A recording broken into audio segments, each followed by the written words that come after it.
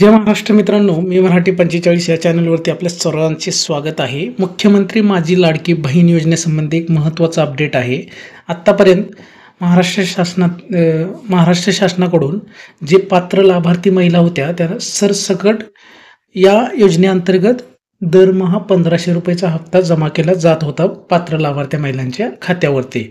पण आता शासनाच्या नवीन माहितीनुसार आता तुम्ही बघू शकता, दिनांक 28 जून 2024 आणि 3 जुलै 2024 रोजी निर्गमित करण्यात आलेल्या शासन निर्णयानुसार अपात्र ठरणाऱ्या महिलांना आता या योजनेतून वगळण्यात येणार आहे. ज्या जी आरमध्ये ज्यावेळेस तुम्हाला सविस्तर माहिती दिलेली होती जी आरमध्ये अपात्र महिलांची, तर त्या अटीत न बसणाऱ्या महिला आता या योजनेतून वगळण्यात येणार आहेत. अशी एक मोठी आश्चर्यकारक न्यूज आहे महाराष्ट्र शासनाकडून. त्यासोबतच आणखीन काही अटी आहेत, जसे की तुम्ही बघू शकता खालील महिला आता अपात्र असणार आहेत. त्याच्यामध्ये तुम्हाला मुद्दे सांगणारे महत्त्वाचे कुठले नेमकं अपात्र असणार आहेत.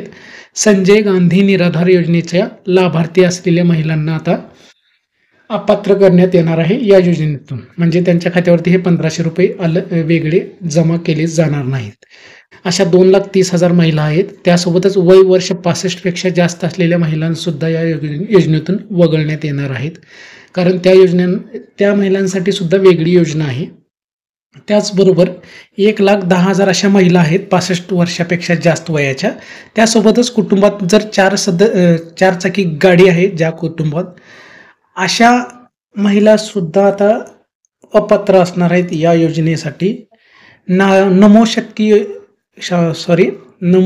शक्ती योजनेच्या लाभार्थी असलेल्या, त्यासोबतच स्वेच्छेने योजनेतून नाव कमी केलेल्या महिलासुद्धा या योजनेतून अपात्र असणार आहेत. अशा योजना आहेत, तिन्ही अटी असलेल्या योजना मिळून आहेत 1,60,000. आणि एकूण अशा प्रकारे वरील योजनेचा लाभ घेत असलेल्या महिला आता या योजनेसाठी अपात्र असणार आहेत. एकूण 5 लाख महिला अपात्र ठरण्यात आलेल्या आहेत. आणि सर्व बाकीच्या पात्र महिलांना मुख्यमंत्री माझी लाडकी योजनेचा जो हप्ता मिळत आहे तो देण्यास शासन सुद्धा कटिबद्ध असणार आहे, अशी माहिती महाराष्ट्राच्या मंत्र्यांकडून देण्यात आलेली आहे. जर माहिती आवडलेली असेल तर चॅनलला लाईक आणि सबस्क्राईब करा.